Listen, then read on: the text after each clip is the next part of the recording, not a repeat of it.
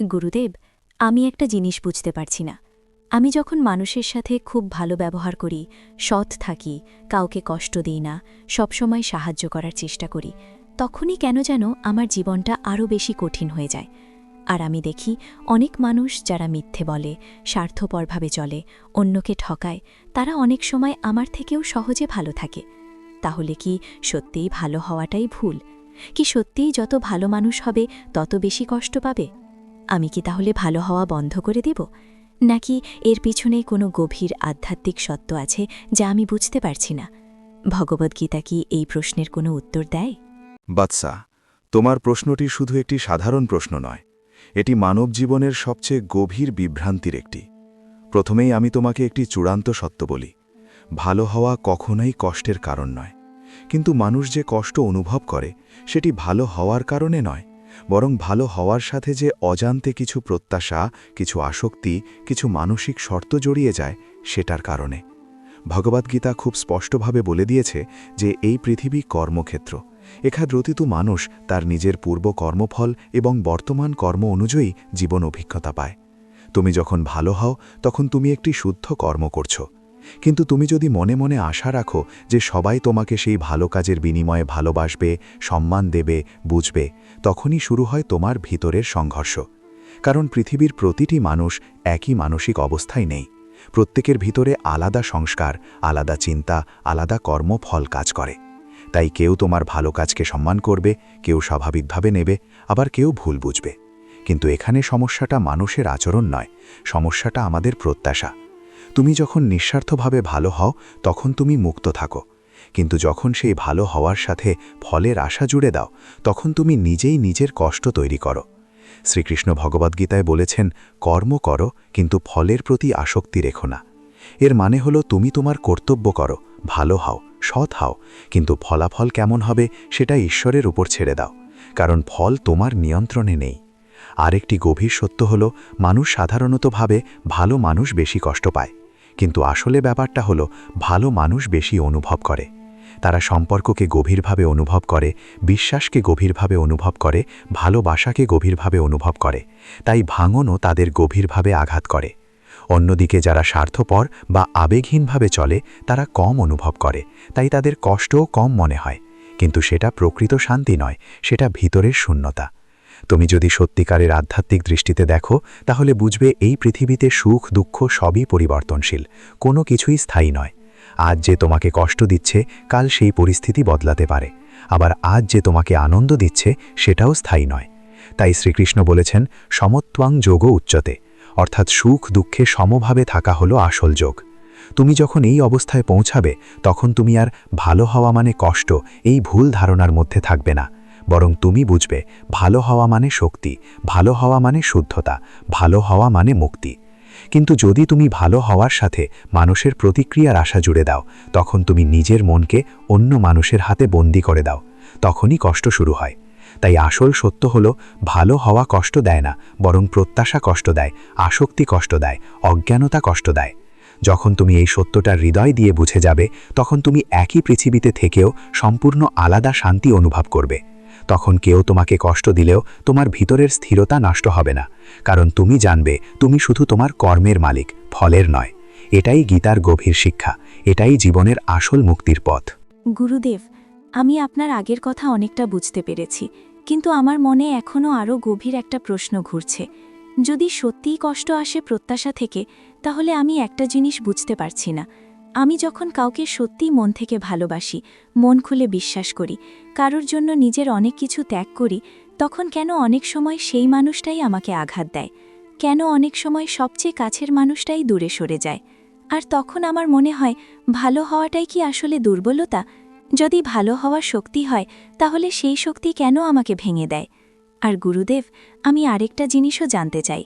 যদি সবকিছুই কর্মফল অনুযায়ী হয়, তাহলে কি আমার ভালো কাজের কোনো মূল্যই নেই? আমি যদি সৎ থাকি, ভালো থাকি, তবুও কি আমার জীবন বারবার কষ্টে ভরে যাবে? ভগবদ্গীতা কি এই গভীর কষ্টের কোনো সত্য ব্যাখ্যা দেয়? আমি সত্যি খুব বিভ্রান্ত হয়ে পড়েছি। দয়া করে আমাকে পুরো সত্যটা বুঝিয়ে দিন। বৎসা, তোমার প্রশ্ন এখন আর সাধারণ প্রশ্ন নয়, এটি একটি আত্মার কান্না, একটি হৃদয়ের গভীর আর্তনাদ। এবং আমি তোমাকে ধীরে ধীরে খুব গভীরভাবে গীতা অনুযায়ী সত্যটা বোঝাই। প্রথমে তুমি একটি জিনিস খুব পরিষ্কারভাবে হৃদয়ে স্থাপন করো। ভালো হওয়া কখনো দুর্বলতা নয়, বরং ভালো হওয়া হলো সবচেয়ে বড় শক্তি। কিন্তু এই শক্তিকে মানুষ যখন ভুলভাবে ব্যবহার করে তখনই তারা কষ্ট পায়। এখন আমি ধাপে ধাপে তোমাকে বোঝাই। প্রথম সত্য হল, এই পৃথিবীতে কোনো সম্পর্ক স্থায়ীভাবে একরকম থাকে না। মানুষ পরিবর্তনশীল, মন পরিবর্তনশীল, পরিস্থিতি পরিবর্তনশীল। আজ যে মানুষ তোমার খুব কাছে, কাল সে দূরে যেতে পারে। আবার আজ যে মানুষ তোমাকে বুঝছে না, কাল সে তোমাকে বুঝতে পারে। এই পরিবর্তনই জীবনের প্রকৃতি। ভগবদ্ গীতা বলে, অনিত্যম অসুখম লোকম, অর্থাৎ এই পৃথিবী অনিত্য এবং পরিবর্তনশীল। তাই তুমি যখন কোনো মানুষের ওপর সম্পূর্ণ নির্ভরতা তৈরি করো, তখন তুমি পরিবর্তনশীল জিনিসের ওপর নিজের শান্তি স্থাপন করছো, আর সেটাই তোমার কষ্টের মূল কারণ। দ্বিতীয় সত্য হল, ভালোবাসা যদি প্রত্যাশার সাথে মিশে যায় তখন সেটি মুক্তি নয়, সেটি বন্ধন হয়ে যায়। তুমি যখন কাউকে ভালোবাসো সেটি স্বাভাবিক, সেটি সুন্দর, সেটি পবিত্র। কিন্তু যখন সেই ভালোবাসার সাথে তুমি মনে মনে হিসাব করো, আমি এত দিলাম তাহলে সে আমাকে এত দেবে, তখনই সম্পর্ক ব্যবসার মতো হয়ে যায়। আর ব্যবসায় সবসময় লাভ ক্ষতির হিসাব থাকে, কিন্তু ভালোবাসায় কোনো হিসাব থাকে না। ভগবদ্ গীতার শিক্ষা হল নিঃস্বার্থ কর্ম, নিঃস্বার্থ ভালোবাসা। তৃতীয় সত্য হল, মানুষের আচরণ সবসময় তোমার কর্মফল নয়, বরং তাদের নিজের কর্মফলের ফল। অনেক সময় তুমি কারো সাথে ভালো আচরণ করো, কিন্তু সে তার নিজের ভিতরের ব্যথা, অভিজ্ঞতা, অহংকার বা অজ্ঞানতার কারণে তোমাকে ঠিকভাবে গ্রহণ করতে পারে না। তখন তুমি ভাবো, আমি কি ভুল করলাম? কিন্তু সত্য হল, তুমি ভুল করনি, সে তার নিজের অবস্থায় কাজ করছে। এই বোঝাপড়া না থাকলে তুমি নিজের দোষ খুঁজতে থাকো এবং কষ্ট বাড়তে থাকে। চতুর্থ সত্য হল, ভালো মানুষ কষ্ট পায় না, বরং ভালো মানুষ অনুভব করে বেশি গভীরভাবে। যে মানুষ কম অনুভব করে সে কম কষ্ট পায় মনে হয়, কিন্তু সে কম আনন্দও পায়। আর যে মানুষ গভীরভাবে ভালোবাসে, গভীরভাবে বিশ্বাস করে, সে জীবনের প্রতিটি অনুভূতি গভীরভাবে অনুভব করে। তাই তার কষ্টও গভীর হয়, আনন্দও গভীর হয়।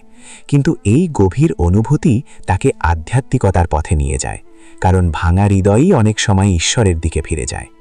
পঞ্চম সত্য হল, ভগবদ্ গীতা কখনো বলে না তুমি ভালো হওয়া বন্ধ করো, বরং গীতা বলে তুমি আরও উন্নত হও, কিন্তু ফলের প্রতি আসক্তি ছেড়ে দাও।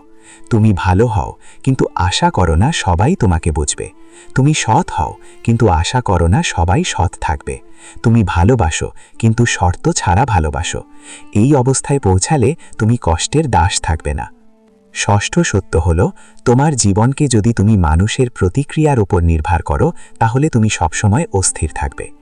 আজ কেউ ভালো বললে তুমি খুশি, কাল কেউ খারাপ বললে তুমি ভেঙে পড়বে। কিন্তু যদি তুমি নিজের কর্মকে ঈশ্বরের সাথে যুক্ত করো, তাহলে মানুষের কথা তোমাকে নিয়ন্ত্রণ করতে পারবে না। বাদশা, ভগবদ্ গীতার সবচেয়ে বড় শিক্ষা হল, তুমি এই পৃথিবীতে ফলের মালিক নও, তুমি শুধু কর্মের মালিক। তুমি বীজ বপন করতে পারো, কিন্তু ফল কেমন হবে সেটা তুমি নির্ধারণ করতে পারো না। তাই তুমি যদি প্রতিটি ভালো কাজকে ফলের প্রত্যাশা ছাড়া করো, তাহলে তুমি ধীরে ধীরে ভিতর থেকে মুক্ত হয়ে যাবে। এবং শেষ সত্যটি হল, তুমি যত বেশি ঈশ্বরের ওপর নির্ভর করবে, তত কম মানুষের ওপর নির্ভর করবে, তত বেশি তুমি শান্ত থাকবে। কারণ মানুষ পরিবর্তনশীল, কিন্তু ঈশ্বর অচল, স্থির, চিরন্তন। যখন তুমি এটা বুঝে যাবে, তখন তুমি একই পৃথিবীতে থেকেও আলাদা মানসিক অবস্থায় থাকবে।